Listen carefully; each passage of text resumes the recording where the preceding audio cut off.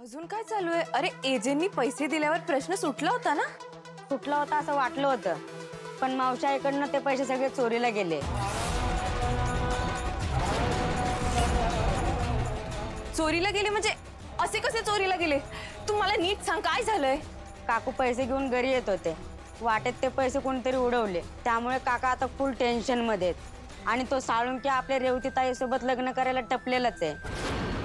तिला कसं वाचवायचंय या विचाराने सगळे टेन्शन मध्ये आहेत बघ. म्हणून कोणी माझा फोन घेत नाही. मी परवा रेवला सुद्धा कॉल करत होते, तिने सुद्धा उचलला नाही. हे एवढं सगळं झालं तरी मला कोणी का काही सांगितलं नाही? आता मी माती खाल्ली आणि तुला सगळं सांगून टाकलं. बटर, तू काही माती नाही खाल्लीस, उलट तू एकट्यानेच बरोबर केलंयस. अरे एवढी मोठी गोष्ट कशी काय लपवू शकतात माझ्यापासून सगळे? आणि मला एक कळत नाही, मुलीचं लग्न झालं म्हणजे ती काय परकी झाली का? ती बदलली का?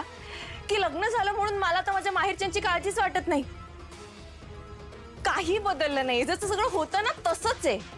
ताई, सगळं तसंच आहे ना, मग तू दहीहंडी का खेळत नाहीयेस? बटर, काय चाललंय तुझं?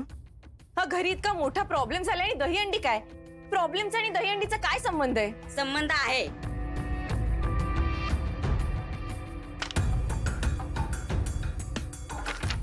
काय आता ह्याचं? एवढं मोठं बक्षीस आहे. तू दरवर्षी पोरांसाठी दहीहंडी खेळतेस आणि त्यांना सगळे पैसे वाटून टाकतेस. तर या वर्षी तू तुझ्यासाठी दहीहंडी खेळ आणि त्यांना सरळ सांग की आधी मी माझ्या कर्जाचे पैसे फेडेन आणि उरलेले पैसे तुम्हाला वाटेन म्हणून. त्यांना सांग असं असेल तरच दहीहंडी खेळेल म्हणून.